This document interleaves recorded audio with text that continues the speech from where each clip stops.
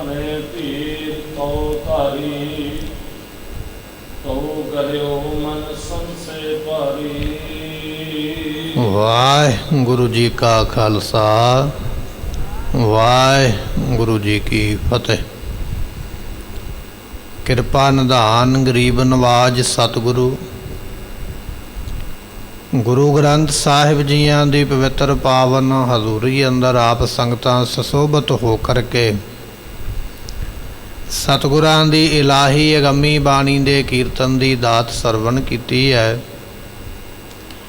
ਇਸ ਵੇਲੇ ਆਪਾਂ ਗੁਰੂ ਤੇਗ ਬਹਾਦਰ ਮਹਾਰਾਜ ਜੀਆਂ ਦਾ ਇਤਿਹਾਸ ਜੋ ਲੜੀ ਦੇ ਅੰਦਰ ਆਪਾਂ ਸਰਵਣ ਕਰਦੇ ਆ ਰਹੇ ਹਾਂ। ਪਿਛਲੇ ਦੀਵਾਨ ਦੇ ਅੰਦਰ ਸਰਵਣ ਕੀਤਾ ਹੈ ਗੁਰੂ ਤੇਗ ਬਹਾਦਰ ਪਾਤਸ਼ਾਹ ਦੀ ਸ਼ਹੀਦੀ ਤੋਂ ਮਗਰੋਂ ਬਾਦਸ਼ਾਹ ਔਰੰਗਜ਼ੇਬ ਆਪਣੇ ਵਜ਼ੀਰਾਂ ਨੂੰ ਕਾਜ਼ੀਆਂ ਨੂੰ ਪੁੱਛਦਾ ਪਿਆ ਹੈ ਕਿ ਜਦੋਂ ਸ਼ਹੀਦੀ ਹੋਈ ਉਦੋਂ ਕੀ ਉੱਥੇ ਸਾਕਾ ਕੀ ਕੌਤਕ ਵਾਪਰਿਆ ਹੈ। ਕਾਜ਼ੀ ਤੇ ਵਜ਼ੀਰ ਦੱਸਣ ਲੱਗੇ ਵੀ ਸ਼ਹੀਦੀ ਹੋਣ ਤੋਂ ਉਪਰੰਤ ਮਹਾਰਾਜ ਜੀਆਂ ਦਾ ਸੀਸ ਸਾਨੂੰ ਲੱਭਾ ਨਹੀਂ, ਕਿੱਧਰ ਨੂੰ ਚਲਾ ਗਿਆ। ਹੁਣ ਬਾਦਸ਼ਾਹ ਔਰੰਗਜ਼ੇਬ ਕਹਿ ਰਿਹਾ ਹੈ ਕਿ ਲੋਕਾਂ ਵਿੱਚ ਹੋਕਾ ਦੇ ਦਿਓ, ਐਲਾਨ ਕਰ ਦਿਓ ਵੀ ਮਹਾਰਾਜ ਦਾ ਧੜ ਜਿਹੜਾ ਹੈ ਉਹਦਾ ਸੰਸਕਾਰ ਜੇ ਕਿਸੇ ਨੇ ਕਰਨਾ ਹੈ ਤੇ ਉਹ ਲੈ ਕੇ ਜਾ ਸਕਦਾ। ਇਹ ਪ੍ਰਸੰਗ ਆਪਾਂ ਪਿਛਲੇ ਦੀਵਾਨੇ ਅੰਦਰ ਸਰਵਣ ਕੀਤਾ ਹੈ। ਇਹਦੇ ਵਿੱਚ ਬਾਦਸ਼ਾਹ ਕੀ ਦਾ ਪੇਚ ਖੇਲਦਾ ਹੈ, ਕੀ ਚਲਾਕੀ ਕਰਨੀ ਚਾਹੁੰਦਾ ਹੈ, ਉਹ ਆਪਾਂ ਸਰਵਣ ਕਰਾਂਗੇ। आओ मिल के आखिए सतनाम श्री वाहिगुरु साहिब जी। सो उस वेले बादशाह औरंगजेब आखदा मैं गुरु नूं शहीद नहीं सी करना चाहुंदा, मैं ते केवल ये चाहुंदा सी कि महाराज करामात विखा देन। ये ते महाराज ने जान बुझ के अपनी मौत नूं आप आवाज़ मारी है। उपरों लोगों में सच्चा हो रहा भी मैं नहीं सी शहीद करना चाहता है तो महाराज अपनी शहीदी नूं आप ही प्राप्त होए। जदों ऐसियां गल्लां कीतियां ते कुछ काजी मुलाने ते वजीर जिहड़े चापलूस ने चमचागरी करन वाले वो कहन लगे कि बादशाह सलामत तुहानूं इहो जिहियां गल्लां करनियां नहीं चाहीदियां, तुसीं इह इस्लाम धर्म वधाउण वास्ते ये काम कीता ते जो कीता तुसीं ठीक कीता है। इस करके तुहानूं इस तरह दीयां गल्लां दी चिंता नहीं करनी चाहिदी। लोकन भने धीर तो धारी, इस तरह जो लोकी कहन लग पे ना आसियों पासियों तो फिर उस वेले बादशाह ने थोड़ा जिहा ये नाटक किया कि हाँ मैनू वजीरां ते काजियां दी गल्लां सुन के यकीन होया भी मैं गलत नहीं किया। थोड़ा अपना हुण हौसला दिखाउंदा पिया है। मन दे विच बड़ा संसा है, बड़ा डर है औरंगजेब दे भी ये मैं की कुकर्म किया है। इसने सारे दिल्ली शहर दे विच कह के चौकीदारां नूं सारी दिल्ली विच डिंडम कहीए ढंडोरा फेरना। जिस तरह अज कोई नवी स्कीम आ जाती है तो साडे कोल अज बड़े साधन ने संचार दे, एक खबर नूं दूजी खबर तक दूजे कोल झट पहुँचा दिता जाता है। उन्हां समयां विच जे कोई बादशाह दा संदेशा आउंदा, कोई हुक्म कोई ऐलान हुंदा ते वो जिहड़े चौकीदार सन ढोल वजा के पीपा वजा के लोकां नूं सत्थां विच चौंकां विच इकट्ठा कर लैंदे ते फिर सारिआं नूं बोल के सुणाउंदे भी ये बादशाह दा हुक्म जां ये कोई सरकारी नीति आई है। औरंगजेब ने पूरी दिल्ली विच होका देण वास्ते जिन्ने चौकीदार सन सारिआं नूं आखिया भी हरेक दे दर दे अगे जाके दरवाजे ते जाके ढोल वजा वजा के ये दसो कि मेरा ये प्रजा नूं हुक्म आया है। अते सारे सुन लैण दिल्ली विच भावें मुसलमान है भावें कोई हिंदू जां सिख रहिंदा है, सारिआं दे तक मेरा सुनेहा पहुँचा दिओ। ते सारे जिहड़े ने हुण मेरा डर मन्नण, मेरे डर विच सारे चलन, मेरे खौफ नूं सारे मनना करना। बादशाह ये गल चाहुंदा है भी महाराज दा धड़ लैके ते कोई संस्कार कर देवे, चाहुंदा ते नहीं है पर उपरों इन्हें गल बनाई है भी मैं चाहुंदा भी संस्कार कर देवे। पर औरंगजेब दा इन्ना डर है लोकां दे मन दे विच, किहड़ा ये गल कवे कि मैं महाराज दा सिख हां, जां कौन ये गल कवे भी मैं इस धड़ दा लैके संस्कार करांगा। इन्ना डर ਇੰਨਾ ਖੌਫ ਲੋਕਾਂ ਦੇ ਮਨ ਵਿੱਚ ਪੈਦਾ ਹੋ ਗਿਆ, ਕੋਈ ਇਹ ਸੇਵਾ ਕਰਨ ਨੂੰ ਤਿਆਰ ਨਹੀਂ ਹੈ। ਮੋਹਰਾਂ ਗੁਰ ਕੀ ਵਿਲੋਂ ਤੇ ਉਠਾਈ, ਸਤਿਗੁਰਾਂ ਦਾ ਸਰੀਰ ਕਿਸੇ ਨਹੀਂ ਚੁੱਕਿਆ। ਸੋ ਭਾਵੇਂ ਕਿ ਬਾਦਸ਼ਾਹ ਦੇ ਵੱਲੋਂ ਉੱਪਰਲੇ ਮਨੋਂ ਹੁਕਮ ਜ਼ਰੂਰ ਆਇਆ ਕਿ ਮਹਾਰਾਜ ਦਾ ਧੜ ਲੈ ਕੇ ਸੰਸਕਾਰ ਕਰ ਲਵੋ, ਪਰ ਡਰ ਇੰਨਾ ਔਰੰਗਜ਼ੇਬ ਦਾ, ਕਿਸੇ ਨੇ ਵੀ ਮਹਾਰਾਜ ਜੀਆਂ ਦਾ ਚੌਂਕ ਵਿੱਚ ਪਿਆ ਹੋਇਆ ਸਰੀਰ ਚੁੱਕ ਕੇ ਕਿਸੇ ਨੇ ਸੰਸਕਾਰ ਨਹੀਂ ਕੀਤਾ, ਤੇ ਨਾ ਹੀ ਕਿਸੇ ਨੇ ਇਹ ਆਖਿਆ ਵੀ ਮੈਂ ਮਹਾਰਾਜ ਦਾ ਸਿੱਖ ਹਾਂ। ਕੱਲ੍ਹ ਆਪਾਂ ਇਹ ਬਚਨ ਸਰਵਣ ਕੀਤਾ ਸੀ, ਭਾਈ ਜੈਤਾ ਜੀ ਨੂੰ ਜਦੋਂ ਪੁੱਛਿਆ ਸੀ ਤੇ ਉਦੋਂ ਭਾਈ ਜੈਤੇ ਨੇ ਵੀ ਇਹ ਗੱਲ ਕਹੀ, ਮਹਾਰਾਜ ਕੀ ਨਿਸ਼ਾਨੀ ਹੈ, ਤੁਹਾਡਾ ਸਿੱਖ ਕੌਣ ਹੈ? ਇਹੋ ਹੀ ਗੱਲ ਹੋਈ ਹੈ। ਹੁਣ ਮਹਾਰਾਜ ਦੇ ਧੜ ਦਾ ਸੰਸਕਾਰ ਕਰਨ ਦੀ ਗੱਲ ਹੋਈ ਹੈ, ਪਰ ਕੋਈ ਇਹ ਜ਼ਿੰਮੇਵਾਰੀ ਚੁੱਕਣ ਨੂੰ ਤਿਆਰ ਨਹੀਂ ਕਿ ਮੈਂ ਮਹਾਰਾਜ ਦਾ ਸਿੱਖ ਹਾਂ ਜਾਂ ਮੈਂ ਇਹ ਸੇਵਾ ਕਰਾਂਗਾ। ਨਹੀਂ, ਕੋਈ ਸੇਵਾ ਕਰਨ ਨੂੰ ਤਿਆਰ ਨਹੀਂ ਹੈ। ਸਹੀ ਕਰਦੇ ਬਣਵਾਈ, ਤੇ ਉਸ ਵੇਲੇ ਲੋਕ ਜਾਣਦੇ ਨੇ ਕਿ ਜੇ ਮੈਂ ਮਹਾਰਾਜ ਦਾ ਸਰੀਰ ਚੁੱਕਣ ਚਲੇ ਗਿਆ ਤੇ ਬਾਦਸ਼ਾਹ ਨੂੰ ਪਤਾ ਲੱਗ ਗਿਆ ਵੀ ਮੈਂ ਸਿੱਖ ਹਾਂ ਜਾਂ ਮੈਂ ਗੁਰੂ ਨਾਲ ਹਮਦਰਦੀ ਰੱਖਦਾ ਹਾਂ, ਕਿਤੇ ਔਰੰਗਜ਼ੇਬ ਮੈਨੂੰ ਮਰਵਾ ਹੀ ਨਾ ਦੇਵੇ। ਹੁਣ ਪਹਿਲਾਂ ਤੇ ਐਲਾਨ ਕੀਤਾ ਵੀ ਸਰੀਰ ਚੁੱਕ ਕੇ ਲੈ ਜਾਓ ਤੇ ਸੰਸਕਾਰ ਕਰ ਦੇਵੋ, ਪਰ ਜੇ ਮੈਂ ਚੁੱਕਣ ਚਲਾ ਗਿਆ, ਬਾਦਸ਼ਾਹ ਦਾ ਕੀ ਪਤਾ, ਝੱਟ ਉਹਦਾ ਵਿਚਾਰ ਖਿਆਲ ਬਦਲ ਜਾਵੇ, ਉਹਦੀ ਨੀਤੀ ਬਦਲ ਜਾਵੇ ਤੇ ਬਾਅਦ ਵਿੱਚ ਸਿਪਾਹੀਆਂ ਨੂੰ ਆਖੇ ਵੀ ਆ ਜਿਹੜਾ ਗੁਰੂ ਨਾਲ ਹਮਦਰਦੀ ਰੱਖਦਾ, ਸਰੀਰ ਚੁੱਕ ਕੇ ਲਿਜਾਣ ਵਾਸਤੇ ਆਇਆ, ਇਹਦੇ ਬਾਲ ਬੱਚੇ ਨੂੰ ਵੀ ਕਤਲ ਕਰ ਦੇਵੋ। ਬਾਦਸ਼ਾਹ ਔਰੰਗਜ਼ੇਬ ਦਾ ਐਸਾ ਡਰ ਹੈ, ਕੋਈ ਵੀ ਸਰੀਰ ਦੇ ਨੇੜੇ ਆਉਣ ਨੂੰ ਤਿਆਰ ਨਹੀਂ ਹੈ।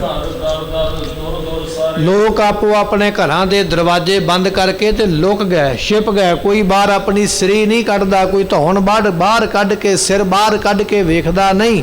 ਆਪੋ ਆਪਣੇ ਦਰਵਾਜ਼ੇ ਬੰਦ ਕਰਕੇ ਦਿੱਲੀ ਦੇ ਲੋਕ ਨੇ ਸਾਰੇ ਆਪੋ ਆਪਣੇ ਘਰਾਂ ਵਿੱਚ ਛੁਪ ਗਏ। ਕੋਈ ਵੀ ਬਾਹਰ ਨਿਕਲ ਕੇ ਨਹੀਂ ਆਖਦਾ ਵੀ ਮੈਂ ਗੁਰੂ ਕਾ ਸਿੱਖ ਹਾਂ ਜਾਂ ਮੈਂ ਸੰਸਕਾਰ ਕਰਨ ਵਾਸਤੇ ਤਿਆਰ ਹਾਂ। ਕਹਿਣ ਲੱਗੇ ਵੀ ਜਿੰਨੀਆਂ ਵੀ ਇਸਤਰੀਆਂ ਨੇ, ਜਿੰਨੇ ਵੀ ਮਨੁੱਖ ਨੇ, ਸਾਰੇ ਗਾਲਾਂ ਹੀ ਕੱਢਦੇ ਪਏ, ਲੁਕੇ ਹੋਏ ਆਪੋ ਆਪਣੇ ਘਰਾਂ ਦੇ ਵਿੱਚ। ਹੁਣ ਕੋਈ ਬਾਹਰ ਆ ਕੇ ਸਤਿਗੁਰਾਂ ਦੀ ਸਰੀਰ ਚੁੱਕਣ ਵਾਸਤੇ ਜਾਂ ਸੰਸਕਾਰ ਕਰਨ ਵਾਸਤੇ ਤਾਂ ਤਿਆਰ ਨਹੀਂ, ਪਰ ਅੰਦਰ ਲੁਕ ਕੇ ਸਾਰੇ ਗਾਲਾਂ ਕੱਢਦੇ ਵੀ ਬਾਦਸ਼ਾਹ ਔਰੰਗਜ਼ੇਬ ਨੇ ਪਾਪ ਕੀਤਾ ਹੈ। ਸਾਰੇ ਦਿੱਲੀ ਸ਼ਹਿਰ ਦੇ ਵਿੱਚ ਹਾਹਾਕਾਰ ਮਚ ਗਈ। ਹੈ ਸਭ ਜਗ ਭਇਓ, ਕੱਲਾ ਦਿੱਲੀ ਵਿੱਚ ਹੀ ਨਹੀਂ, ਇਹ ਤੇ ਸ਼ਹੀਦੀ ਦਿੱਲੀ ਵਿੱਚ ਹੋਈ ਹੈ ਤੇ ਦਿੱਲੀ ਦੇ ਵਸਨੀਕਾਂ ਨੂੰ ਪਤਾ ਲੱਗ ਗਿਆ ਤੇ ਹਾਹਾਕਾਰ ਮੱਚੀ ਹੈ। ਜਦੋਂ ਇਹ ਖਬਰ ਸਾਰੇ ਹਿੰਦੁਸਤਾਨ ਵਿੱਚ ਪਹੁੰਚੇਗੀ, ਸਾਰਾ ਹਿੰਦੁਸਤਾਨ ਹੀ ਹਾਹਾਕਾਰ ਕਰੇਗਾ। ਔਰੰਗਜ਼ੇਬ ਤੋਂ ਡਰਦੇ ਹੋਏ ਲੋਕ ਹਾਹਾਕਾਰ ਮਚ ਉੱਠੀ ਹੈ। ਲੋਕ ਆਖਦੇ ਬੜਾ ਵੱਡਾ ਅਪਰਾਧੀ ਹੈ ਔਰੰਗਜ਼ੇਬ, ਇਹ ਬਹੁਤ ਵੱਡਾ ਪਾਪੀ ਹਤਿਆਰਾ ਹੈ ਜਿਸ ਨੇ ਸਾਧੂ ਸਰੂਪ ਗੁਰੂ ਨੂੰ ਵੀ ਨਹੀਂ ਛੱਡਿਆ ਹੈ। ਐਸਾ ਇਹ ਵੱਡਾ ਪਾਪੀ ਹੈ। ਜਿਸ ਗੁਰੂ ਦੀ ਪੂਜਾ ਸਾਰਾ ਸੰਸਾਰ ਕਰਦਾ, ਭਾਵੇਂ ਕੋਈ ਹਿੰਦੂ ਹੈ, ਭਾਵੇਂ ਕੋਈ ਮੁਸਲਮਾਨ ਹੈ, ਭਾਵੇਂ ਕੋਈ ਸਿੱਖ ਹੈ, ਗੁਰੂ ਗਰੀਬ ਨਵਾਜ ਗੁਰੂ ਤੇਗ ਬਹਾਦਰ ਪਾਤਸ਼ਾਹ ਮਹਾਰਾਜ ਜੀਆਂ ਦੀ ਪੂਜਾ, ਉਹਨਾਂ ਦੀ ਸੇਵਾ ਤੇ ਸਾਰੇ ਕਰਦੇ ਹਨ। ਜਿਹੜਾ ਗੁਰੂ ਦੀ ਸੇਵਾ ਕਰਦਾ ਹੈ ਉਹਨੂੰ ਭਾਈ ਸੁੱਖ ਦੀ ਪ੍ਰਾਪਤੀ ਹੁੰਦੀ ਹੈ। ਗੁਰੂ ਦੀ ਸੇਵਾ ਹੈ ਹੀ ਸੁੱਖ ਦੇਣ ਵਾਸਤੇ। ਜਿਹੜਾ ਐਸੀ ਭਾਵਨਾ ਲੈ ਕੇ ਸੇਵਾ ਕਰਦਾ ਹੈ ਉਸ ਨੂੰ ਸੁੱਖਾਂ ਦੀ ਪ੍ਰਾਪਤੀ ਹੁੰਦੀ ਹੈ। ਸਤਿਗੁਰਾਂ ਦੇ ਕੋਲੋਂ ਪੁੱਤਰ ਦੀ ਦਾਤ ਪ੍ਰਾਪਤ ਹੋ ਜਾਂਦੀ ਹੈ। ਬਿਤ ਨਾਮ ਧਨ ਦਾ, ਧਨ ਦੀ ਦਾਤ ਮਿਲ ਜਾਂਦੀ ਹੈ। ਮਹਾਰਾਜ ਜੀਆਂ ਦਾ ਬਚਨ ਗੁਰਬਾਣੀ ਦੇ ਅੰਦਰ ਪਾਤਸ਼ਾਹ ਕਹਿਣ ਲੱਗੇ, ਗੁਰ ਸੇਵਾ ਕਿੰਗ ਨਾ ਲੱਭਿਆ। ਤੇ ਗੁਰੂ ਦੀ ਸੇਵਾ ਕਰੇ, ਕਿਹੜਾ ਪਦਾਰਥ ਹੈ ਜਿਹੜਾ ਗੁਰੂ ਦੀ ਸੇਵਾ ਵਿੱਚੋਂ ਮਿਲੇਗਾ ਨਹੀਂ। ਦੁਨੀਆ ਦੇ तमाम ਪਦਾਰਥ, ਭਾਵੇਂ ਧਨ ਹੈ, ਭਾਵੇਂ ਪਦਾਰਥ ਹੈ, ਕੋਈ ਵੀ ਵਸਤੂ ਹੈ, ਉਹ ਗੁਰੂ ਦੀ ਸੇਵਾ ਕਰਕੇ ਮਿਲ ਜਾਂਦੀ ਹੈ। ਤੇ ਜਿਹੜਾ ਗੁਰੂ ਦੀ ਸੇਵਾ ਨੂੰ ਚਾਹੁੰਦਾ, ਮਹਾਰਾਜ ਉਸ ਸੇਵਾਦਾਰ ਨੂੰ ਨਰਕਾਂ ਵਿੱਚ ਨਹੀਂ ਪੈਣ ਦਿੰਦੇ। ਤੇ ਜਿਹੜਾ ਕੋਈ ਨਰਕਾਂ ਵਿੱਚ ਪੈ ਵੀ ਜਾਵੇ ਕਿਸੇ ਗੁਨਾਹ ਦੇ ਕਰਕੇ, ਮਹਾਰਾਜ ਉਹਨਾਂ ਨਰਕਾਂ ਵਿੱਚੋਂ ਕੱਢ ਲੈਂਦੇ ਹਨ। ਸਤਿਗੁਰੂ ਜੀ ਕਰਾਮਾਤਾਂ ਦੇ ਸਮੁੰਦਰ ਨੇ। ਇਹ ਸੰਗਤਾਂ ਗੱਲਾਂ ਕਰਦੀਆਂ ਦਿੱਲੀ ਦੀਆਂ ਕਿ ਮਹਾਰਾਜ ਤੇ ਕਰਾਮਾਤਾਂ ਦੇ ਸਮੁੰਦਰ ਨੇ, ਜੋ ਚਾਹਣ ਉਹ ਕਰ ਸਕਦੇ ਹਨ। ਪਰ ਸਤਿਗੁਰਾਂ ਨੇ ਇਹ ਪ੍ਰਣ ਕੀਤਾ ਸੀ। ਮਹਾਰਾਜ ਜੀਆਂ ਦਾ ਪ੍ਰਣ ਇਹ ਸੀ ਵੀ ਔਰੰਗਜ਼ੇਬ ਨੂੰ ਕਰਾਮਾਤ ਨਹੀਂ ਦਿਖਾਉਣੀ ਹੈ। ਇਹਦਾ ਮਤਲਬ ਇਹ ਨਹੀਂ ਵੀ ਗੁਰੂ ਵਿੱਚ ਕਰਾਮਾਤਾਂ ਨਹੀਂ, ਕਰਾਮਾਤਾਂ ਦੇ ਤੇ ਮਹਾਰਾਜ ਸਮੁੰਦਰ ਨੇ, ਪਰ ਮਹਾਰਾਜ ਨੇ ਆਖਿਆ ਤੈਨੂੰ ਨਹੀਂ ਵਿਖਾਉਣੀ ਹੈ। ਅਸੀਂ ਤੇਰੇ ਗੁਲਾਮ ਨਹੀਂ, ਜਾਂ ਇਹ ਕਰਾਮਾਤਾਂ ਤੇਰੀਆਂ ਬੱਧੀਆਂ ਨਹੀਂ ਵੀ ਤੂੰ ਕਵੇਂ ਤੇ ਵਿਖਾਈਆਂ ਜਾਣ, ਤੈਨੂੰ ਨਹੀਂ ਵਿਖਾਵਾਂਗੇ। ਇਹ ਪ੍ਰਣ ਕੀਤਾ ਸੀ ਮਹਾਰਾਜ ਜੀਆਂ ਨੇ ਤੇ ਉਹ ਪ੍ਰਣ ਪੂਰਾ ਕੀਤਾ ਹੈ। ਸਮਝਿਓ ਆਸ਼ਾ ਕੂੜ ਪਰ ਸਤਿਗੁਰਾਂ ਦਾ ਐਸਾ ਦ੍ਰਿੜ ਸੰਕਲਪ, ਦ੍ਰਿੜ ਇਰਾਦਾ ਬਾਦਸ਼ਾਹ ਔਰੰਗਜ਼ੇਬ ਸਮਝਿਆ ਨਹੀਂ, ਮਹਾਰਾਜ ਦੇ ਸਿਧਾਂਤ ਨੂੰ ਜਾਣ ਨਹੀਂ ਸਕਿਆ ਹੈ। ਕਤਲ ਕਰਾਏ ਮੂਡ ਤੇ ਐਸੇ ਸਤਿਗੁਰਾਂ ਨੂੰ ਇਸ ਮੂਰਖ ਨੇ ਕਤਲ ਕਰਵਾ ਦਿੱਤਾ ਹੈ। ਦਿੱਲੀ ਦੀ ਸੰਗਤ ਇਹ ਗੱਲ ਕਹਿੰਦੀ ਹੈ ਕਿ ਐਸਾ ਇਹ ਪਾਪੀ ਤੇ ਮੂਰਖ ਬਾਦਸ਼ਾਹ ਹੈ, ਗੁਰੂ ਦੇ ਸਿਧਾਂਤ ਨੂੰ ਸਮਝ ਹੀ ਨਹੀਂ ਸਕਿਆ, ਗੁਰੂ ਕੀ ਚਾਹੁੰਦਾ ਹੈ ਇਹ ਗੁਰੂ ਦੀ ਜਾਣਕਾਰੀ ਨੂੰ ਲੈ ਹੀ ਨਹੀਂ ਸਕਿਆ ਹੈ। ਐਸਾ ਇਹ ਪਾਪੀ ਬਾਦਸ਼ਾਹ ਹੈ। ਰਾਮ ਕੋ ਜਬ ਹੀ ਜਾਣਾ ਅਤੇ ਉਸ ਵੇਲੇ ਜਦੋਂ ਇਹ ਬਾਦਸ਼ਾਹ ਨੂੰ ਪਤਾ ਲੱਗ ਗਿਆ ਵੀ ਅਸੀਂ ਗੁਰੂ ਕੇ ਸਿੱਖ ਹਾਂ, ਭਾਵੇਂ ਕਿ ਆਪਣੇ ਘਰਾਂ ਵਿੱਚ ਛੁਪੇ ਹੋਏ ਲੋਕ ਇਹ ਗੱਲਾਂ ਕਰਦੇ ਕਿ ਜਿਸ ਬਾਦਸ਼ਾਹ ਨੇ ਗੁਰੂ ਨੂੰ ਨਹੀਂ ਛੱਡਿਆ ਉਹ ਸਾਡਾ ਕਿੱਥੋਂ ਖੈਰ ਖਵਾ ਹੋਵੇਗਾ। ਜੇ ਇਹਨੂੰ ਪਤਾ ਲੱਗ ਗਿਆ ਵੀ ਮੈਂ ਗੁਰੂ ਦਾ ਸਿੱਖ ਹਾਂ, ਇਹ ਮੇਰਾ ਵੀ ਨੁਕਸਾਨ ਕਰ ਸਕਦਾ ਹੈ। ਸਹਿਤ ਕੁਟੰਬ ਪ੍ਰਾਨ ਕੋ ਲੋਕ ਇਸ ਗੱਲ ਤੋਂ ਡਰਦੇ ਨੇ ਵੀ ਇਹਨੇ ਇਕੱਲਾ ਮੈਨੂੰ ਨਹੀਂ ਮਾਰਨਾ ਵੀ ਮੈਂ ਸਿੱਖ ਹਾਂ, ਇਹਨੇ ਕਹਿਣਾ ਵੀ ਇਹਦੀ ਘਰਵਾਲੀ ਵੀ ਫੜ ਕੇ ਲਿਆਓ, ਇਹਦੇ ਬੱਚੇ ਵੀ ਲੈ ਕੇ ਆਓ, ਇਹਦਾ ਮਾਂ-ਬਾਪ ਵੀ ਲੈ ਕੇ ਆਓ। ਬਾਦਸ਼ਾਹ ਨੇ ਪੂਰੇ ਦੇ ਪੂਰੇ ਪਰਿਵਾਰ ਨੂੰ ਕਤਲ ਕਰਵਾ ਦੇਣਾ, ਹਾਥੀਆਂ ਦੇ ਥੱਲੇ ਸੁੱਟ ਕੇ ਮਰਵਾ ਦੇਵੇਗਾ। ਇਹ ਐਡਾ ਪਾਪੀ ਤੇ ਜ਼ਾਲਮ ਬਾਦਸ਼ਾਹ ਹੈ ਜਿਹਨੇ ਆਪਣੇ ਭਰਾ ਨਹੀਂ ਛੱਡੇ, ਜਿਹਨੇ ਆਪਣੀਆਂ ਭੈਣਾਂ ਨਹੀਂ ਛੱਡੀਆਂ, ਬਾਪ ਨਹੀਂ ਛੱਡਿਆ, ਮਾਰ ਦਿੱਤਾ। ਉਹ ਕਿਸੇ ਦਾ ਕੀ ਲੱਗਦਾ ਹੈ? ਜਿਸ ਔਰੰਗਜ਼ੇਬ ਨੇ ਗੁਰੂ ਨੂੰ ਸ਼ਹੀਦ ਕਰ ਦਿੱਤਾ ਹੈ, ਜੇ ਇਹਨੂੰ ਪਤਾ ਲੱਗ ਗਿਆ ਵੀ ਮੈਂ ਵੀ ਗੁਰੂ ਦਾ ਸਿੱਖ ਹਾਂ, ਇਹਨੇ ਮੈਨੂੰ ਵੀ ਪਰਿਵਾਰ ਦੇ ਸਮੇਤ ਮਾਰ ਦੇਣਾ ਹੈ। ਐਸਾ ਡਰ ਰੱਖ ਕੇ ਕੋਈ ਵੀ ਅੱਗੇ ਆ ਕੇ ਸੇਵਾ ਕਰਨ ਨੂੰ ਤਿਆਰ ਨਹੀਂ ਹੈ। ਨਿੰਦਾ ਕਰਕਾਰ ਨਿਕਾਰਨ ਇਸ ਤਰ੍ਹਾਂ ਲੋਕ ਘਰਾਂ ਵਿੱਚ ਬੈਠੇ ਹੋਏ ਨਿੰਦਿਆ ਤੇ ਜ਼ਰੂਰ ਕਰ ਰਹੇ ਨੇ ਵੀ ਬਾਦਸ਼ਾਹ ਬਹੁਤ ਮਾੜਾ, ਬਹੁਤ ਮਾੜਾ। ਔਰੰਗਜ਼ੇਬ ਨੂੰ ਗਾਲਾਂ ਤੇ ਜ਼ਰੂਰ ਕੱਢਦੇ ਪਏ ਵੀ ਔਰੰਗਜ਼ੇਬ ਬਹੁਤ ਮਾੜਾ ਹੈ, ਗਾਲਾਂ ਕੱਢ ਨਾਮ ਲੈਂਦੇ, ਪਰ ਕਿਸੇ ਦੀ ਹਿੰਮਤ ਨਹੀਂ ਹੈ ਕਿ ਔਰੰਗਜ਼ੇਬ ਦੇ ਢੰਡੋਰਾ ਹੋਣ ਤੋਂ ਬਾਅਦ ਵਿੱਚ ਵੀ ਅਸੀਂ ਮਹਾਰਾਜ ਦਾ ਸਰੀਰ ਚੁੱਕੇ ਤੇ ਸੰਸਕਾਰ ਕਰ ਦਈਏ। ਨਹੀਂ, ਇੰਨੀ ਹਿੰਮਤ ਨਹੀਂ ਕਿਸੇ ਵਿੱਚ, ਕੋਈ ਅੱਗੇ ਆਉਣ ਨੂੰ ਤਿਆਰ ਨਹੀਂ ਹੈ। ਕਰ ਹਾਹਾਕਾਰੀ ਬਸ ਜਦੋਂ ਮਿਲਦੇ ਨੇ ਇੱਕ ਦੂਜੇ ਦੇ ਨਾਲ, ਹਾਹਾਕਾਰ, ਬੜਾ ਮਾੜਾ ਹੋਇਆ, ਬਹੁਤ ਮਾੜਾ ਹੋਇਆ, ਇਹ ਬਾਦਸ਼ਾਹ ਬਹੁਤ ਮਾੜਾ ਹੈ, ਬਾਦਸ਼ਾਹ ਬਹੁਤ ਪਾਪੀ ਹੈ, ਔਰੰਗਜ਼ੇਬ ਬੜਾ ਕੁਕਰਮੀ ਹੈ। ਐਸੀਆਂ ਗੱਲਾਂ ਤੇ ਲੋਕ ਆਪਸ ਵਿੱਚ ਕਰਦੇ, ਪਰ ਕਿਸੇ ਵਿੱਚ ਇੰਨੀ ਹਿੰਮਤ ਨਹੀਂ ਕਿ ਮਹਾਰਾਜ ਜੀਆਂ ਦਾ ਪਵਿੱਤਰ ਧੜ ਲੈ ਕੇ ਤੇ ਸੇਵਾ ਕਰ ਸਕਣ ਸੰਸਕਾਰ ਦੀ। ਨਹੀਂ, ਡਰ ਹੈ ਮਨ ਦੇ ਵਿੱਚ ਆਪਣੇ ਆਪਣੇ ਪਰਿਵਾਰ ਦਾ, ਚੁੱਪ ਕਰਕੇ ਆਪਣੇ ਘਰਾਂ ਵਿੱਚ ਬੈਠੇ ਹਨ। ਦਤ ਨਾ ਹੋ ਸਕੇ ਸਭ ਕਹਿ ਮਨ ਵਿੱਚ ਸੋਚਦੇ ਨੇ ਕਿ ਕਿਤੇ ਪਤਾ ਹੀ ਨਾ ਲੱਗ ਜਾਵੇ ਵੀ ਮੈਂ ਸਿੱਖ ਹਾਂ। ਆਪੋ ਆਪਣੇ ਘਰਾਂ ਵਿੱਚ ਛੁਪ ਗਏ, ਲੀੜੇ ਕੱਪੜੇ ਵਸਤਰ ਜਿਹੜੇ ਆਮ ਪਾਏ ਜਾਂਦੇ ਉਹ ਵੀ ਬਦਲ ਦਿੱਤੇ, ਉਹ ਕੱਪੜੇ ਪਾਉਣੇ ਸ਼ੁਰੂ ਕਰ ਦਿੱਤੇ ਜਿੱਤੋਂ ਪਤਾ ਨਾ ਲੱਗੇ ਵੀ ਮੈਂ ਸਿੱਖ ਹਾਂ। ਦਿੱਲੀ ਦੇ ਸਿੱਖਾਂ ਦੇ ਮਨ ਵਿੱਚ ਐਸਾ ਡਰ ਫੈਲਿਆ, ਕੋਈ ਵੀ ਆਪਣੇ ਆਪ ਨੂੰ ਉੱਚੀ ਆਵਾਜ਼ ਦੇ ਵਿੱਚ ਜਾਂ ਸਾਹਮਣੇ ਆ ਕੇ ਇਹ ਕਹਿਣ ਨੂੰ ਤਿਆਰ ਨਹੀਂ ਕਿ ਮੈਂ ਗੁਰੂ ਤੇਗ ਬਹਾਦਰ ਪਾਤਸ਼ਾਹ ਦਾ ਸਿੱਖ ਹਾਂ। ਹੱਡੀ ਖਲ ਕੋ ਮਨ ਲਹਿ ਸਾਰੇ ਜਾਣਦੇ ਨੇ ਇਹ ਬਾਦਸ਼ਾਹ ਬਹੁਤ ਜ਼ਿਆਦਾ ਦੁਸ਼ਟ ਹੈ ਅਤੇ ਇਸੇ ਤਰ੍ਹਾਂ ਇਹ ਬੜੇ ਜ਼ਿਆਦਾ ਹੱਠ ਵਾਲਾ ਹੈ, ਜਿੱਦੀ ਬਾਦਸ਼ਾਹ ਹੈ। ਔਰੰਗਜ਼ੇਬ ਜਿੱਦ ਕਰਨ ਵਾਲਾ ਤੇ ਖਲ ਕਹਿੰਦੇ ਮੂਰਖ ਨੂੰ। ਸਾਰੇ ਜਾਣਦੇ ਹੈ ਵੀ ਇਹ ਮੰਨਦਾ ਮੂਰਖ, ਇਹਨੂੰ ਕੋਈ ਬਹੁਤੀ ਅਕਲ ਨਹੀਂ ਹੈ, ਬਹੁਤੀ ਸਮਝ ਨਹੀਂ ਹੈ, ਇਹਨੇ ਤੇ ਮੂੰਹੋਂ ਬਸ ਫਰਮਾਨ ਕਰਨਾ ਤੇ ਸਜ਼ਾ ਦੁਨੀਆ ਨੂੰ ਮਿਲ ਜਾਣੀ ਹੈ। ਇਹ ਦੁਸ਼ਟ ਬਾਦਸ਼ਾਹ ਬੜਾ ਜਿੱਦ ਵਾਲਾ ਹੈ, ਐਸਾ ਡਰ ਰੱਖ ਕੇ ਮਨ ਵਿੱਚ ਕੋਈ ਬੋਲਣ ਨੂੰ ਤਿਆਰ ਨਹੀਂ ਹੈ। ਰਹਿ ਕੇ ਪੌਰ ਅਗਾਰੀ ਸਤਿਗੁਰੂ ਜੀਆਂ ਦਾ ਪਵਿੱਤਰ ਧੜ ਜਿਹੜਾ ਹੈ ਇਹ ਉਸ ਕੋਤਵਾਲੀ ਦੇ ਦਰਵਾਜ਼ੇ ਤੇ ਪਿਆ ਹੋਇਆ, ਜਿੱਥੇ ਮਹਾਰਾਜ ਨੂੰ ਸ਼ਹੀਦ ਕੀਤਾ ਹੈ ਨਾ, ਉਹ ਕੋਤਵਾਲੀ ਥਾਣਾ ਜਿਹੜਾ ਬਣਿਆ ਹੋਇਆ, ਉਹਦੇ ਦਰਵਾਜ਼ੇ ਦੇ ਸਾਹਮਣੇ ਮਹਾਰਾਜ ਜੀਆਂ ਦਾ ਪਵਿੱਤਰ ਧੜ ਜਿਹੜਾ ਉਸੇ ਤਰ੍ਹਾਂ ਧਰਤੀ ਦੇ ਉੱਪਰ ਪਿਆ ਹੋਇਆ। ਵਿਦਵਾਨ ਜਨ ਕਹਿੰਦੇ ਨੇ ਉਸੇ ਜਗ੍ਹਾ ਦੇ ਉੱਪਰ ਅੱਜ ਗੁਰਦੁਆਰਾ ਸੀਸਗੰਜ, ਆਪਾਂ ਦਰਸ਼ਨ ਕਰਨ ਜਾਂਦੇ ਨਾ ਸੀਸਗੰਜ ਗੁਰਦੁਆਰਾ ਸਾਹਿਬ ਦੇ, ਇਹ ਗੁਰਦੁਆਰਾ ਉਸੇ ਕੋਤਵਾਲੀ ਦੀ ਜਗ੍ਹਾ ਤੇ ਹੀ ਬਣਿਆ ਮਹਾਰਾਜ ਜੀਆਂ ਦੀ ਯਾਦ ਵਿੱਚ। ਸਰਦਾਰ ਬਘੇਲ ਸਿੰਘ ਵਰਗਿਆਂ ਨੇ ਇਹਨਾਂ ਸਥਾਨਾਂ ਦੀ ਸੇਵਾ ਕਰਾਈ ਅੱਗੇ ਵੱਧ ਕੇ।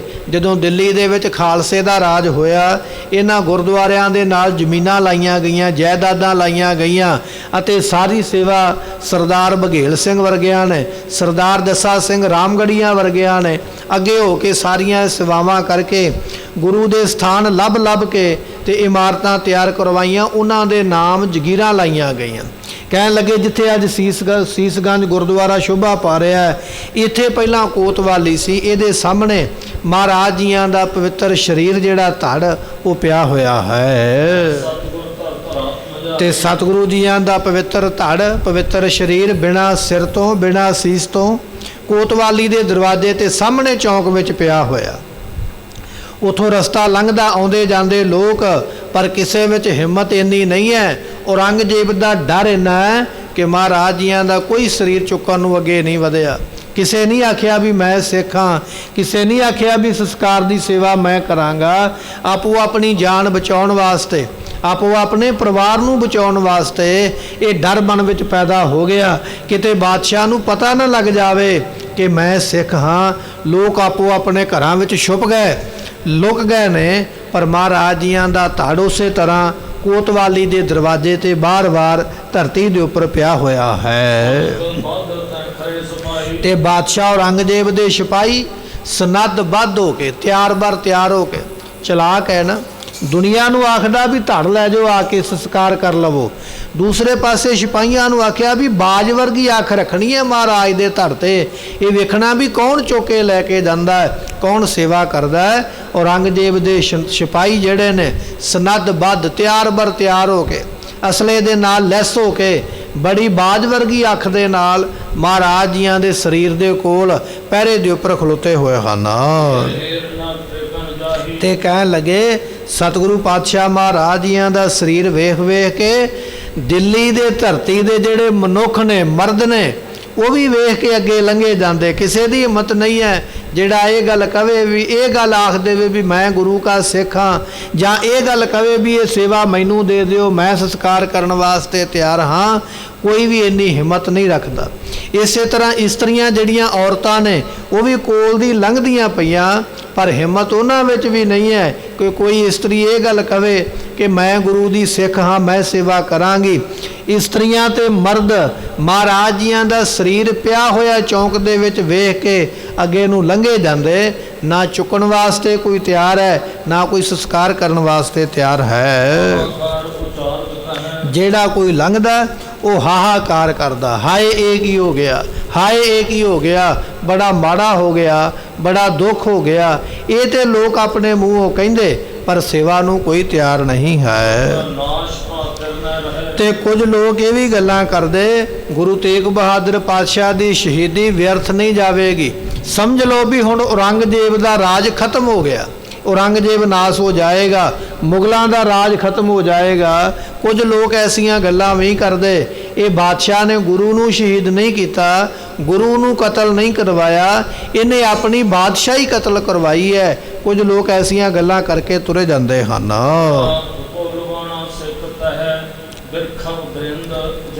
ਇੱਥੇ ਇੱਕ ਸਿੱਖ ਰਹਿੰਦਾ ਹੈ, ਲੁਬਾਣਾ ਜਾਤੀ ਦਾ ਸਿੱਖ ਹੈ, ਅਤੇ ਨਾਮ ਹੈ ਇਹ ਸਿੱਖ ਦਾ ਸੁਲੱਖੀ ਸ਼ਾਹ ਵਣਜਾਰਾ। ਸੋ ਲੁਬਾਣਾ ਜਾਤੀ ਨਾਲ ਇਹ ਸੰਬੰਧ ਰੱਖਦਾ ਹੈ। ਇਹਦਾ ਬਹੁਤ ਵੱਡਾ ਉਸ ਵੇਲੇ ਵਪਾਰ ਕਰਨ ਦਾ ਨੈਟਵਰਕ ਇਹਦੇ ਕੋਲ ਹੈ। ਜਿਵੇਂ ਅੱਜ ਗੱਡੀਆਂ ਤੇ ਜਾਂ ਜਹਾਜ਼ਾਂ ਤੇ ਵਪਾਰ ਹੁੰਦਾ ਹੈ, ਉਹਨਾਂ ਸਮਿਆਂ ਵਿੱਚ ਗੱਡਿਆਂ ਦੇ ਉੱਪਰ ਜਿਹੜਾ ਸਮਾਨ ਸੀ ਇੱਕ ਜਗ੍ਹਾ ਤੋਂ ਚੁੱਕ ਕੇ ਦੂਜੀ ਜਗ੍ਹਾ ਤੇ ਲੈ ਕੇ ਜਾਣਾ।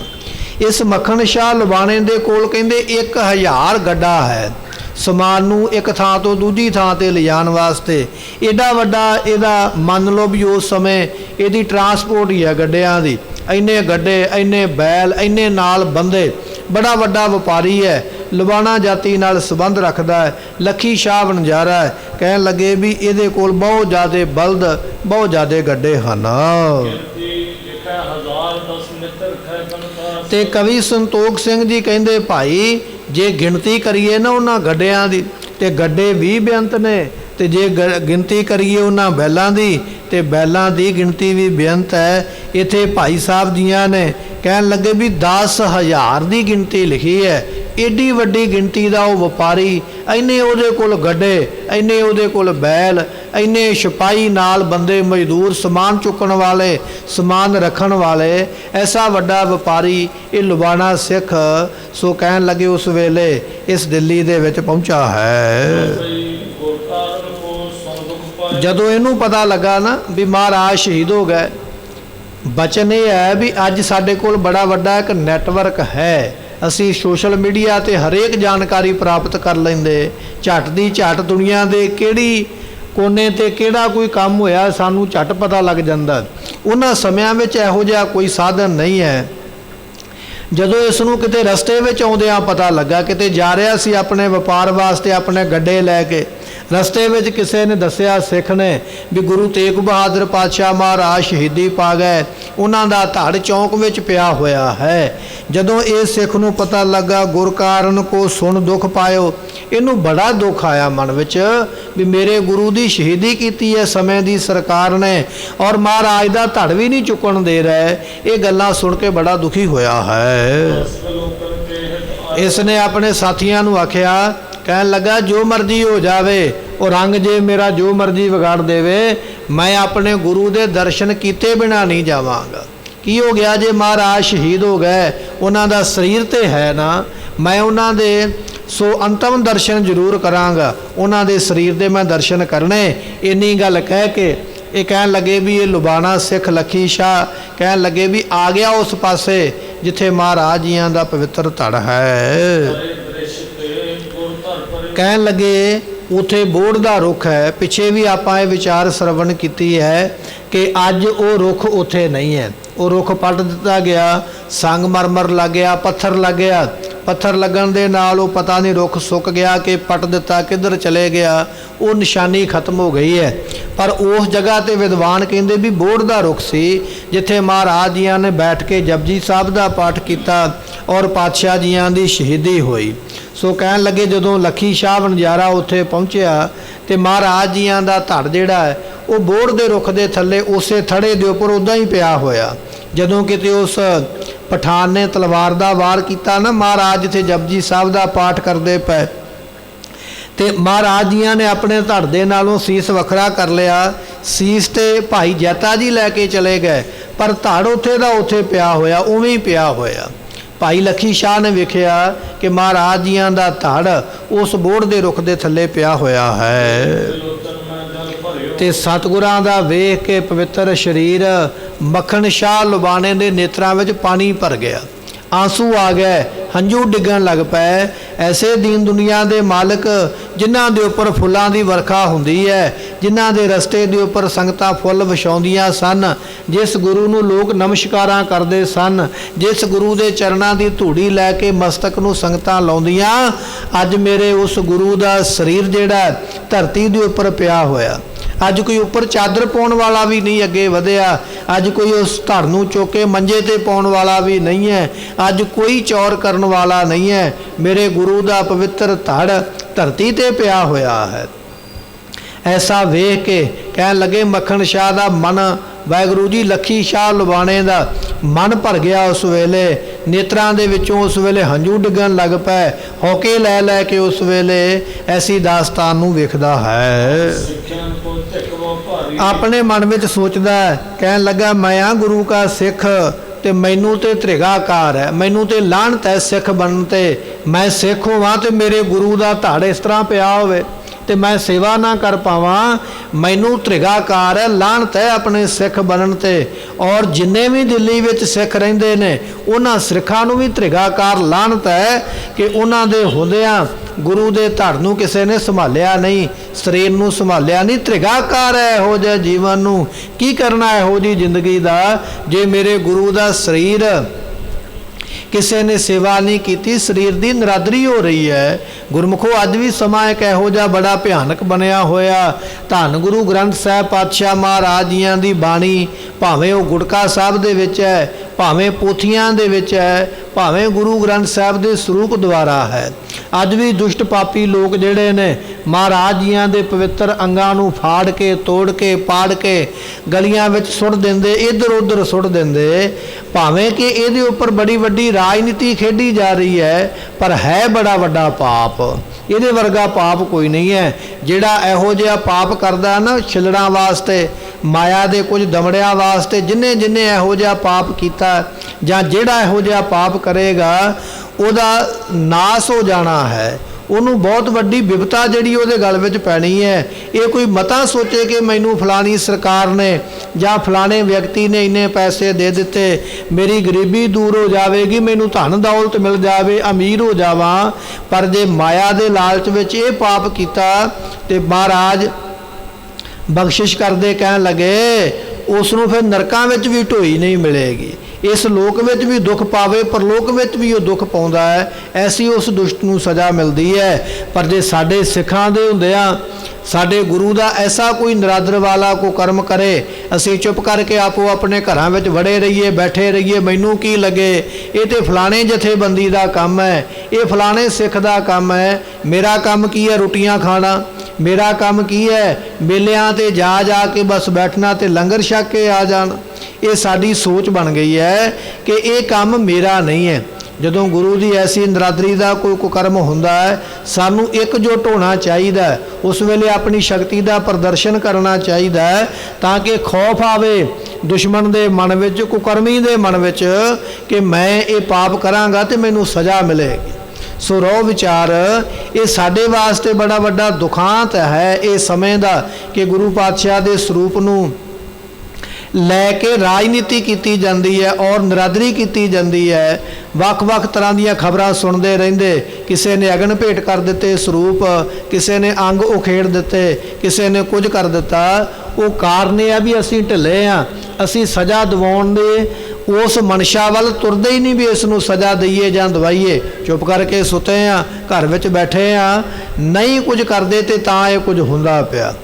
ਭਾਈ ਲੱਖੀ ਸ਼ਾਹ ਮਨ ਵਿੱਚ ਸੋਚਦਾ ਪਿਆ, ਕਹਿਣ ਲੱਗਾ ਮੈਂ ਆ ਗੁਰੂ ਕਾ ਸਿੱਖ, ਮੇਰੇ ਗੁਰੂ ਦਾ ਸਰੀਰ ਪਿਆ ਹੋਵੇ ਧਰਤੀ ਤੇ ਮਿੱਟੀ ਦੇ ਉੱਪਰ ਤੇ ਫਿਰ ਮੈਨੂੰ ਤੇ ਤ੍ਰਿਗਾਕਾਰ ਹੀ ਹੈ, ਮੈਨੂੰ ਤੇ ਲਾਹਨਤੀ ਹੈ ਮੇਰੇ ਜੀਵਨ ਨੂੰ ਜੇ ਮੇਰੇ ਹੁੰਦਿਆਂ ਐਸੀ ਨਰਾਦਰੀ ਹੋਵੇ। ਤੇ ਮੈਂ ਚੁੱਪ ਕਰਕੇ ਦੇਖਦਾ ਰਹਾ।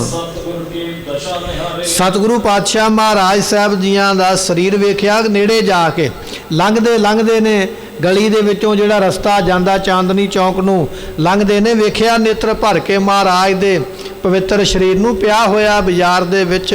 ਕਿਸੇ ਨੇ ਕਪੜਾ ਨਹੀਂ ਪਾਇਆ, ਕਿਸੇ ਨੇ ਸਰੀਰ ਨਹੀਂ ਚੁੱਕਿਆ ਹੈ। ਐਸੀ ਹਾਲਤ ਵੇਖ ਕੇ ਫਿਰ ਸੋ ਸਤਿਗੁਰੂ ਪਾਤਸ਼ਾਹ ਮਹਾਰਾਜ ਜੀ ਉਸ ਵੇਲੇ ਕਹਿਣ ਲੱਗੇ ਕਿ ਮੈਂ ਮਹਾਰਾਜ ਜੀਆਂ ਦੀ ਐਸੀ ਹਾਲਤ ਵੇਖਣ ਤੋਂ ਪਹਿਲਾਂ ਮੈਂ ਖੁਦ ਨਾ ਆਪਣੀ ਜਾਨ ਦੇ ਦਿੱਤੀ। ਇਹ ਲੱਖੀ ਸ਼ਾਹ ਸੋਚਦਾ ਪਿਆ, ਕਹਿਣ ਲੱਗਾ ਗੁਰੂ ਦਾ ਐਸਾ ਨਰਾਦਰ ਵੇਖ ਕੇ, ਮਹਾਰਾਜ ਜੀਆਂ ਦਾ ਸਰੀਰ ਇਸ ਤਰ੍ਹਾਂ ਗਲੀ ਵਿੱਚ ਪਿਆ ਹੋਇਆ, ਚੌਂਕ ਵਿੱਚ ਪਿਆ ਹੋਇਆ ਵੇਖਣ ਤੋਂ ਪਹਿਲਾਂ ਮੈਂ ਕਿਉਂ ਨਹੀਂ ਮਰ ਗਿਆ, ਮੈਂ ਹੀ ਮਰ ਜਾਂਦਾ। ਮੈਂ ਐਸੀ ਨਰਾਦਰੀ ਦੇਖਦਾ ਹੀ ਨਾ ਆਪਣੇ ਅੱਖਾਂ ਦੇ ਨਾਲ, ਇਹ ਮੇਰੇ ਕੋਲੋਂ ਨਰਾਦਰੀ ਵੇਖ ਲਈ ਮੈਂ ਅੱਖਾਂ ਨਾਲ, ਇਹ ਵੀ ਪਾਪ ਹੋ ਗਿਆ। ਮੈਂ ਐਸੀ ਹਾਲਤ ਆਉਣ ਤੋਂ ਪਹਿਲਾਂ ਆਪ ਹੀ ਮਰ ਜਾਂਦਾ ਤੇ ਫਿਰ ਭਾਵੇਂ ਮੈਂ ਇਸ ਪਾਪ ਤੋਂ ਬਚ ਜਾਂਦਾ, ਪਰ ਮੈਂ ਵੇਖ ਲਿਆ ਅੱਖਾਂ ਦੇ ਨਾਲ, ਇਹ ਮੈਂ ਵੀ ਪਾਪ ਦਾ ਦੋਸ਼ੀ ਬਣ ਗਿਆ ਹਾਂ। ਮਨ ਵਿੱਚ ਸੋਚਦਾ ਹੈ, ਕੱਲ ਲੋਕ ਆਖਦੇ ਸਨ ਗੁਰੂ ਤੇਗ ਬਹਾਦਰ ਪਾਤਸ਼ਾਹ ਗੁਰੂ ਤੇ ਅਸੀਂ ਸਿੱਖ ਹਾਂ, ਅੱਜ ਇੱਕ ਸੰਸਾਰੀ ਬਾਦਸ਼ਾਹ ਦੇ ਕੋਲੋਂ ਡਰਦਿਆਂ ਹੋਇਆਂ ਲੋਕਾਂ ਨੇ ਨਿਰੰਕਾਰ ਦੇ ਸਰੀਰ ਦੀ ਸੇਵਾ ਨਹੀਂ ਕੀਤੀ। ਕਿੱਡੇ ਪਾਪੀ ਲੋਕ ਨੇ। ਇੱਕ ਦੁਨੀਆ ਦੇ ਬਾਦਸ਼ਾਹ ਦੇ ਕੋਲੋਂ ਡਰ ਕੇ ਇਹ ਮੈਨੂੰ ਨਾ ਮਾਰ ਦੇਵੇ, ਮੇਰਾ ਪਰਿਵਾਰ ਨਾ ਕਤਲ ਕਰ ਦੇਵੇ, ਐਸਾ ਡਰ ਰੱਖ ਕੇ ਨਿਰੰਕਾਰ ਧੰਨ ਗੁਰੂ ਤੇਗ ਬਹਾਦਰ ਪਾਤਸ਼ਾਹ ਜੀਆਂ ਦੇ ਸਰੀਰ ਦੀ ਸੇਵਾ ਨਹੀਂ ਕੀਤੀ। ਡਰਾਕਲ ਲੋਕ ਆਪੋ ਆਪਣੇ ਘਰਾਂ ਵਿੱਚ ਲੁਕ ਗਏ ਨੇ, ਛਿਪ ਗਏ ਨੇ ਆਪਣੇ ਆਪ ਨੂੰ ਹਿਫਾਜ਼ਤ ਦੇਣ ਵਾਸਤੇ, ਸੁੱਖ ਦੇਣ ਵਾਸਤੇ। ਐਸੀ ਇਹਨਾਂ ਪਾਪੀ ਲੋਕਾਂ ਦੀ ਹਾਲਤ ਹੈ। ਅਤੇ ਇਧਰੋਂ ਬਾਦਸ਼ਾਹ ਨੇ ਢੰਡੋਰਾ ਵੀ ਦੇ ਦਿੱਤਾ। ਚੌਕੀਦਾਰਾਂ ਨੇ ਪੂਰੇ ਦਿੱਲੀ ਵਿੱਚ ਢੋਲ ਵਜਾ ਕੇ, ਪੀਪੇ ਵਜਾ ਕੇ ਅਨਾਉਂਸਮੈਂਟ ਕਰ ਦਿੱਤੀ, ਜਿਹੜਾ ਕੋਈ ਗੁਰੂ ਦੇ ਸਰੀਰ ਨੂੰ ਚੁੱਕਣਾ ਚਾਹੁੰਦਾ ਚੁੱਕ ਲਵੇ, ਜਿਹੜਾ ਕੋਈ ਸੰਸਕਾਰ ਕਰਨਾ ਚਾਹੁੰਦਾ ਕਰ ਲਵੇ, ਜਿਹੜਾ ਕੋਈ ਲੈ ਕੇ ਜਾਣਾ ਚਾਹੁੰਦਾ ਲੈ ਜਾਵੇ। ਇੱਕ ਪਾਸੇ ਤੇ ਔਰੰਗਜ਼ੇਬ ਇਹ ਗੱਲ ਕਰਦਾ ਪਿਆ ਤੇ ਫਿਰ ਵੀ ਕੋਈ ਨਹੀਂ ਅੱਗੇ ਵਧਿਆ ਮਹਾਰਾਜ ਦਾ ਸਰੀਰ ਲੈਣ ਵਾਸਤੇ। ਇਹ ਭਾਈ ਲੱਖੀ ਸ਼ਾਹ ਸੋਚਦਾ ਹੈ ਤੇ ਅਸੀਂ ਫਿਰ ਗੁਰੂ ਕੇ ਸਿੱਖ ਨਹੀਂ, ਹਮ ਨੇ ਸਿੱਖ ਨਾ ਦੇ ਮਤ ਹਾਨੀ, ਅਸੀਂ ਸਿੱਖ ਨਹੀਂ ਹਾਂ। ਜੇ ਸਿੱਖ ਕਹਾਂਗੇ ਤੇ ਮਤਾ ਕਿਤੇ ਸਾਨੂੰ ਔਰੰਗਜ਼ੇਬ ਮਾਰ ਨਾ ਦੇਵੇ। ਦਿੱਲੀ ਦੀ ਸੰਗਤ, ਦਿੱਲੀ ਦੇ ਸਿੱਖਾਂ ਦੇ ਮਨ ਵਿੱਚ ਇਹ ਡਰ ਹੈ ਵੀ ਜੇ ਕਿਤੇ ਮੈਂ ਕਹਿ ਦਿੱਤਾ ਨਾ ਵੀ ਮੈਂ ਸਿੱਖ ਹਾਂ ਤੇ ਮੈਂ ਆ ਜਾਂਦਾ ਜੀ ਸੰਸਕਾਰ ਕਰਨ ਵਾਸਤੇ, ਤੇ ਸਿੱਖਾਂ ਦੇ ਮਨ ਵਿੱਚ ਇਹ ਭੈ ਹੈ ਵੀ ਕਿਤੇ ਔਰੰਗਜ਼ੇਬ ਇਹ ਨਾ ਕਵੇ ਵੀ ਆ ਜਿਹੜਾ ਸਰੀਰ ਲੈਣ ਵਾਸਤੇ ਆਇਆ ਇਹਨੂੰ ਵੀ ਕਤਲ ਕਰ ਦਿਓ, ਇਹਦੇ ਪਰਿਵਾਰ ਨੂੰ ਵੀ ਕਤਲ ਕਰ ਦਿਓ। ਕਿਤੇ ਐਸਾ ਡਰ ਰੱਖ ਕੇ ਮਨ ਦੇ ਵਿੱਚ ਤੇ ਤਾਂ ਤੇ ਨਹੀਂ ਦਿੱਲੀ ਦੀ ਸੰਗਤ ਮਹਾਰਾਜ ਦਾ ਸਰੀਰ ਲੈਣ ਵਾਸਤੇ ਆਈ। ਇਹ ਲੋਕ ਡਰੇ ਹੋਏ ਹਨ ਤੇ ਇਸ ਕਰਕੇ ਕਰੋ ਉਪਾਉ। ਸੋ ਮੈਂ ਮਹਾਰਾਜ ਜੀਆਂ ਦੇ ਸੰਸਕਾਰ ਦਾ ਉਪਾਅ ਕਰਾਂਗਾ। ਭਾਈ ਲੱਖੀ ਸ਼ਾਹ ਸੋਚਦਾ ਪਿਆ ਕੀ ਹੋਇਆ ਜੇ ਦਿੱਲੀ ਦੇ ਸਿੱਖ ਆਪੋ ਆਪਣੇ ਘਰਾਂ ਵਿੱਚ ਲੁਕ ਗਏ, ਕੀ ਹੋਇਆ ਜੇ ਉਹਨਾਂ ਨੂੰ ਔਰੰਗਜ਼ੇਬ ਦਾ ਡਰ ਹੈ ਤੇ ਗੁਰੂ ਦਾ ਕੋਈ ਸਤਿਕਾਰ ਨਹੀਂ। ਮੇਰੇ ਮਨ ਵਿੱਚ ਪਹਿਲਾਂ ਗੁਰੂ ਹੈ, ਬਾਅਦ ਵਿੱਚ ਔਰੰਗਜ਼ੇਬ ਦਾ ਡਰ ਵੇਖਿਆ ਜਾਵੇਗਾ। ਮੈਂ ਆਪਣੇ ਹੱਥਾਂ ਦੇ ਨਾਲ ਆਪਣੇ ਗੁਰੂ ਦਾ ਸੰਸਕਾਰ ਕਰਾਂਗਾ। ਬਾਦਸ਼ਾਹ ਔਰੰਗਜ਼ੇਬ ਜੋ ਮਰਜ਼ੀ ਕਰ ਲਵੇ, ਭਾਵੇਂ ਮੈਨੂੰ ਸਜ਼ਾ ਦੇਵੇ ਤੇ ਭਾਵੇਂ ਪਰਿਵਾਰ ਨੂੰ ਦੇਵੇ, ਭਾਵੇਂ ਮੇਰਾ ਬਿਜ਼ਨਸ ਠੱਪ ਹੋ ਜਾਵੇ, ਮੈਨੂੰ ਪਰਵਾਹ ਕੋਈ ਨਹੀਂ ਹੈ, ਪਰ ਮਹਾਰਾਜ ਦੇ ਸੰਸਕਾਰ ਦੀ ਸੇਵਾ ਮੈਂ ਕਰਾਂਗਾ।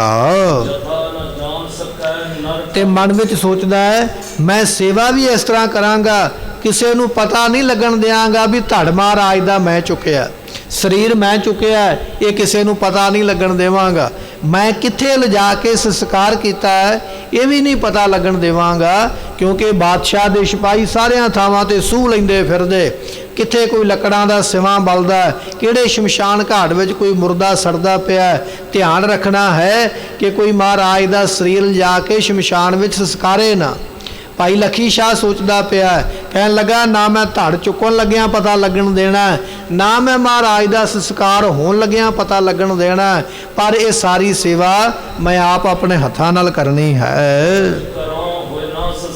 ਤੇ ਮੈਂ ਜੇ ਇਹ ਦੱਸ ਦਿੱਤਾ ਲੋਕਾਂ ਨੂੰ, ਮੈਂ ਜੇ ਇਹ ਗੱਲ ਦੱਸ ਦਿਆਂ ਵੀ ਭਾਈ ਮੈਂ ਆ ਸਿੱਖ ਤੇ ਮੈਂ ਚੱਲਿਆ ਧੜ ਲੈ ਕੇ, ਮੈਂ ਫਲਾਣੀ ਥਾਂ ਤੇ ਸੰਸਕਾਰ ਕਰਾਂਗਾ, ਦਿੱਲੀ ਦੇ ਲੋਕ ਇਕੱਠੇ ਹੋ ਜਾਣਗੇ, ਫਿਰ ਤੇ ਸਾਰੇ ਹੀ ਭੱਜੇ ਆਉਣਗੇ ਵੀ ਮੈਂ ਵੀ ਸਿੱਖਾਂ ਮੈਂ ਵੀ ਸਿੱਖਾਂ, ਸਾਰੇ ਹੀ ਆ ਕੇ ਇਕੱਠ ਕਰ ਦੇਣਗੇ, ਬੜਾ ਵੱਡਾ ਇਕੱਠ ਹੋ ਜਾਵੇਗਾ। ਮੈਂ ਸੇਵਾ ਐਸੀ ਗੁਪਤ ਤਰੀਕੇ ਨਾਲ ਕਰਾਂਗਾ, ਕਿਸੇ ਨੂੰ ਪਤਾ ਹੀ ਨਹੀਂ ਲੱਗਣ ਦੇਣਾ ਵੀ ਇਹ ਸਭ ਕੁਝ ਮੈਂ ਕੀਤਾ ਹੈ। ਭਾਈ ਲੱਖੀ ਸ਼ਾਹ ਵਣਜਾਰਾ ਮਹਾਰਾਜ ਜੀਆਂ ਦੇ ਪਵਿੱਤਰ ਸਰੀਰ ਨੂੰ ਵੇਖ ਕੇ ਇਹ ਵਿਉਂਤਬੰਦੀ ਬਣਾਉਂਦਾ ਪਿਆ। ਧੜ ਮੈਂ ਲੈ ਕੇ ਜਾਣਾ, ਸੰਸਕਾਰ ਮੈਂ ਕਰਨਾ। ਇਹ ਭਾਈ ਲੱਖੀ ਸ਼ਾਹ ਜੀ ਕਿਵੇਂ ਮਹਾਰਾਜ ਦਾ ਧੜ ਚੁੱਕਦੇ ਨੇ, ਬਾਦਸ਼ਾਹ ਦੇ ਸਿਪਾਹੀ ਕਿਵੇਂ ਮਗਰ ਲੱਗਣਗੇ ਲੱਭਣ ਵਾਸਤੇ ਕੌਣ ਧੜ ਲੈ ਗਿਆ ਹੈ, ਕਿਵੇਂ ਗੱਡਿਆਂ ਦੀ ਗਿਣਤੀ ਹੋਵੇਗੀ, ਕਿਵੇਂ ਭਾਈ ਲੱਖੀ ਸ਼ਾਹ ਜੀ ਗੁਰੂ ਮਹਾਰਾਜ ਦਾ ਸੰਸਕਾਰ ਕਰਨਗੇ। ਇਹ ਵਿਚਾਰ ਇਹ ਬਚਨ ਆਪਾਂ ਕੱਲ੍ਹ ਦੇ ਦੀਵਾਨ ਵਿੱਚ ਇਸ ਇਤਿਹਾਸ ਨੂੰ ਫਿਰ ਅੱਗੇ ਸਰਵਣ ਕਰਾਂਗੇ। ਗੁਰੂ ਰਹਿਮਤ ਕਰੇ ਆਪ ਸੰਗਤਾਂ ਨੇ ਕੱਲ੍ਹ ਨੂੰ ਫਿਰ ਸਮੇਂ ਸਿਰ ਪਹੁੰਚ ਕੇ ਇਸ ਲੜੀ ਨੂੰ ਅੱਗੇ ਸਰਵਣ ਕਰਨਾ ਕਿ ਲੱਖੀ ਸ਼ਾਹ ਵਣਜਾਰੇ ਨੇ ਕਿਵੇਂ ਸੇਵਾ ਕੀਤੀ ਹੈ ਅਤੇ ਭਾਈ ਜੈਤਾ ਜੀ ਕਿਵੇਂ ਸੇਵਾ ਕਰਦੇ ਆ ਰਹੇ, ਬਾਦਸ਼ਾਹ ਔਰੰਗਜ਼ੇਬ ਨੇ ਕੀ ਕੀਤਾ। ਇਹ ਸਾਰਾ ਇਤਿਹਾਸ ਫਿਰ ਆਪਾਂ ਕੱਲ੍ਹ ਨੂੰ ਸਰਵਣ ਕਰਾਂਗੇ। ਸਮੇਂ ਦੀ ਸਮਾਪਤੀ, ਲੇਖਾ ਕਤਹਿ ਨ ਛੂਟੀਐ, ਬਖਸ਼ਨਹਾਰ ਬਖਸ਼ ਲੈ। ਵਾਹਿਗੁਰੂ ਜੀ ਕਾ ਖਾਲਸਾ।